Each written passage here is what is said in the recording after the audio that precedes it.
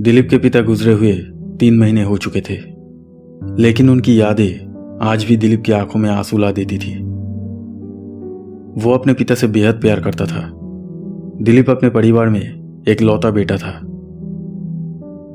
दिलीप एक software engineer था और वो बेंगलोर के एक ऑफिस में काम करता था।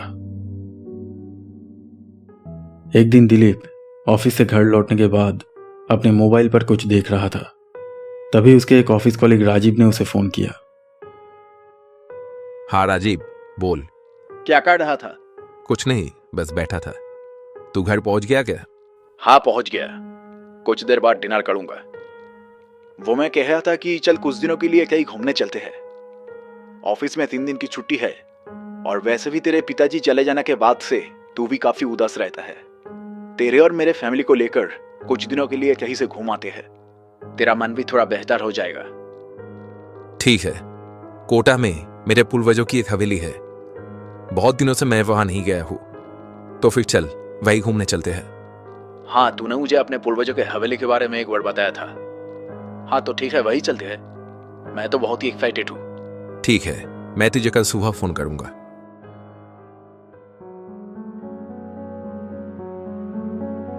अगले दिन सुबह दिलीप और राजीव अपनी पत्नियों और बच्चों के साथ उस पुरानी हवेली में जाने के लिए निकल पड़े।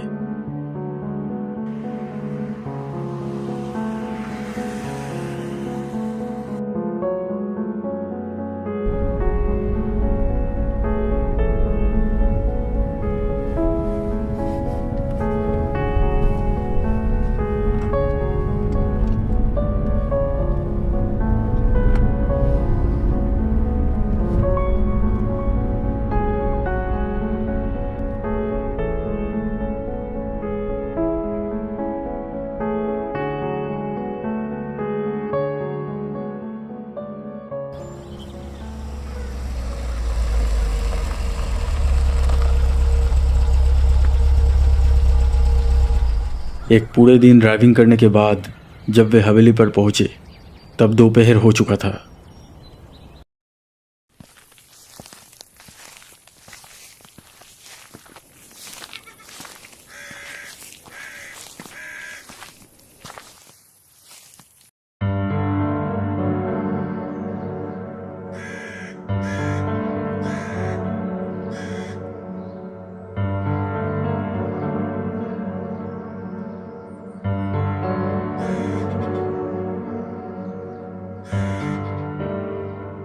इमरान चाचा,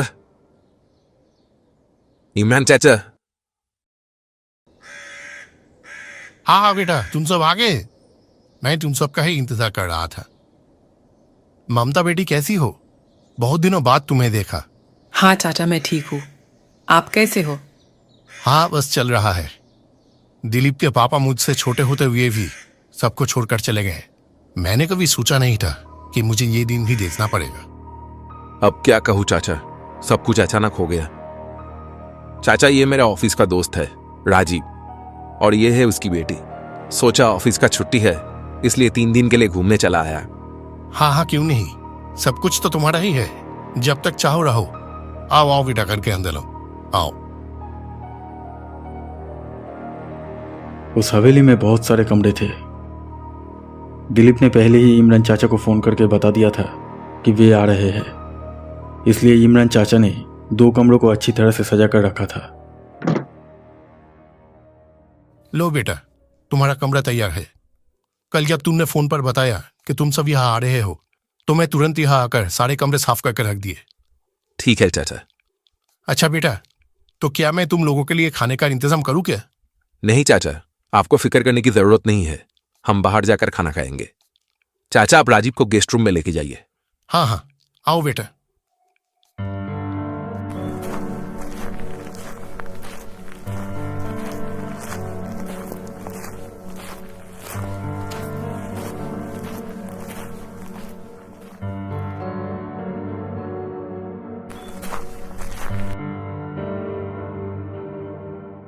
आओ बेटी आओ, ये तुम्हारा कमरा है। पानी बाहर रखा हुआ है। अगर किसी चीज की जरूरत हो तो मैं नीचे हूं, मुझे बता देना। ठीक है अंकल। मैं शाम तक यहाँ हूं, फिर मैं घर चला जाऊंगा। ओह अच्छा अच्छा, तो आप यहाँ नहीं रहते? नहीं बेटा, मैं यहाँ नहीं रहता। मैं यहाँ कभी कभी आता हूँ साफ सफाई करने के लिए, फिर मैं घर लौट जाता हूँ। हाँ, लेकिन जब कोई शादी का फंक्शन होता है तब मैं यहाँ रह जाता हूँ। ठीक है बेटा, तुम सब आराम करो, मैं चलता हूँ।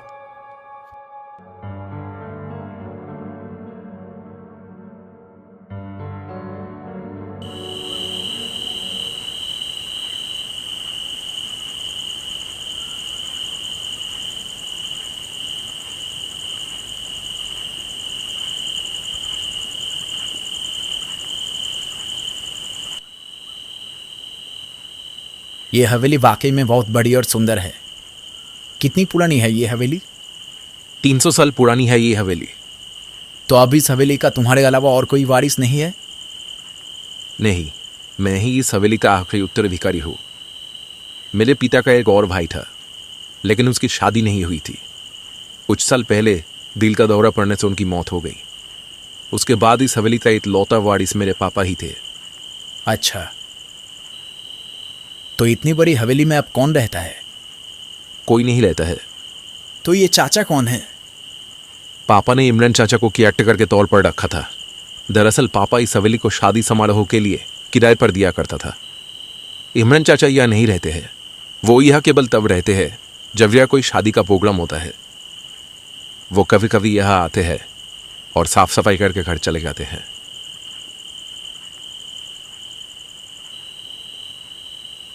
एनीवे, पता नहीं इसके बाद हम फिर कब एक साथ बैठकर पार्टी कर पाएंगे। क्यों? मैं बहुत जल्दी यूएसए शिफ्ट हो रहा हूँ। तो क्या रुचि भी आपके साथ यूएसए चली जाएगी? हाँ, हम सब जा रहे हैं। दरअसल मुझे यूएसए की एक बड़ी कंपनी से जॉब कन्फर्मेशन लेटर मिल गया है। अब बस जिस फ्लैट में हम रहते हैं उसके लिए एक अच्छा खरीदार मिल जाए तो फ्लैट बेचकर यूएसए निकल जाएंगे। तब तो तुम्हें बहुत मिस करूंगा। तो फिर इस हवेली का क्या होगा? इस हवेली को भी बेच दूंगा। एक पार्टी के साथ डील फाइनल हो गई है। वो इस हवेली को एक हेरिटेज होटल बनवाएंगे।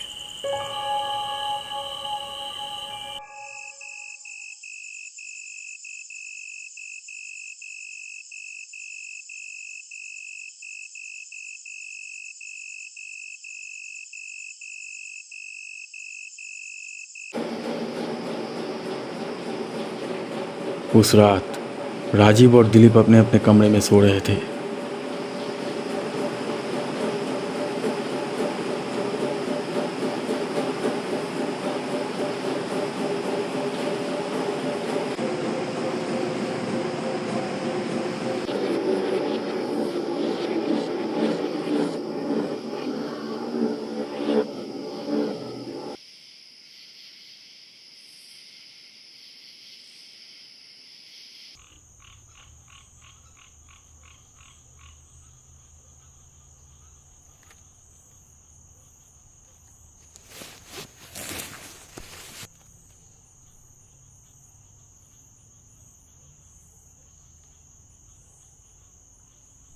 पावर कट हो गया है क्या?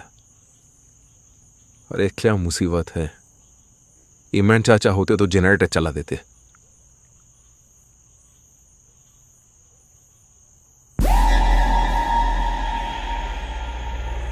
ममता कहां चली गई इतनी रात को बच्चे को लेकर? दिलीप को यह देखकर बहुत हैरानी हुई कि उसकी पत्नी बिना कुछ बताए इतनी रात को छोटी बच्ची को लेकर कहां चली गई। दिलीप ने घड़ी की ओर देखा। खिड़की से आ रही चांदनी की हल्की सी रोशनी में दिलीप ने देखा कि रात के 2:45 बज रहे थे।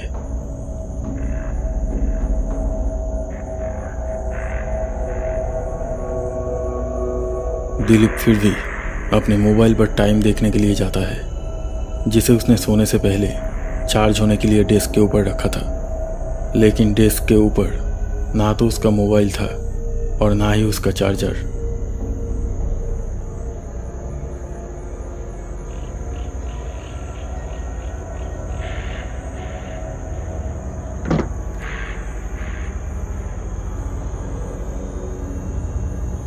दिलीप कमरे से बाहर निकलता है और देखता है कि ममता कहाँ गई है।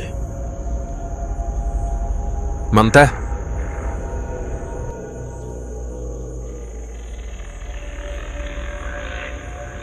मानता है? दिलीप ने सोचा कि कहीं ममता उस कमरे में तो नहीं गई होगी जिस कमरे में राजीव और उसकी पत्नी है।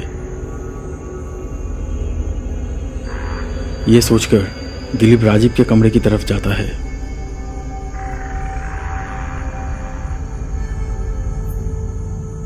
राजीव के घर के सामने आते ही दिलीप को और भी हैरानी हुई, क्योंकि राजीव के कमरे का दरवाज़ा खुला हुआ था। चांद की हल्की रोशनी कमरे में आ रही थी। दिलीप बाहर से कमरे के अंदर झांकता है, लेकिन उस कमरे में भी कोई नहीं था। ये देखकर उसकी हैरानी और बढ़ गई। उसे ये समझ में नहीं आ रहा था कि इतनी रात को सब कहाँ चले गए।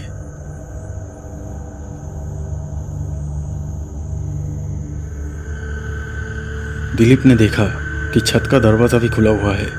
तब उसे लगता है कि शायद पावर कट हो जाने के कारण सब छत पर हवा खाने गए हैं। दिलीप छत पर आता है, लेकिन छत पर भी कोई नहीं था।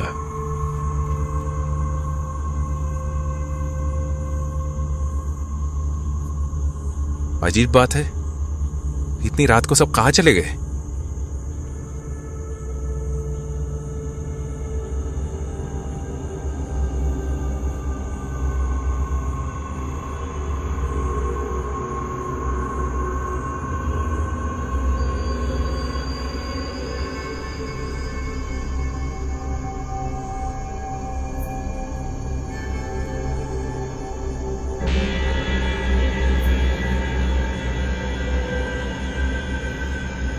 इमरान चाचा, यह इस समय? चाचा तो घर चले गए थे। इमरान चाचा, इमरान चाचा, आप वहां क्यों खड़े हैं?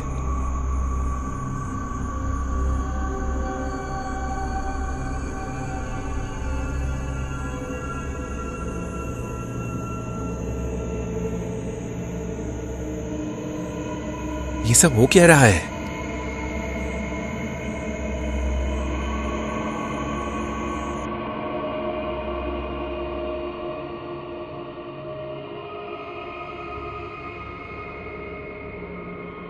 इमरान चाचा को हवेली के अंदर आते हुए देखकर दिलीप इमरान चाचा से बात करने के लिए हवेली के मेन गेट की तरफ जाने लगता है। एक कमरे के सामने आकर दिलीप रुक जाता है।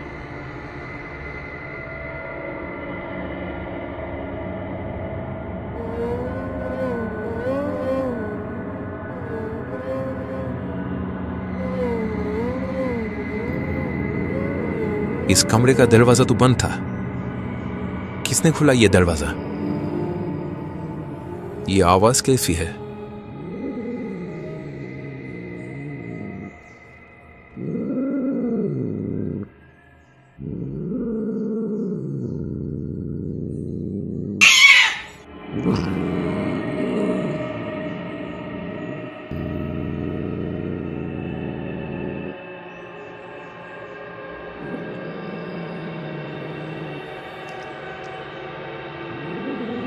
हुश, हुश, क्या गया? अजीब बिल्ली है। दोस्तों, आधी रात को इस हवेली में ये सब क्या हो रहा था? दिलीप की पत्नी और उसका दोस्त राजीव आखिर सब कहाँ चले गए? ये सब हम देखेंगे पार्ट 2 में।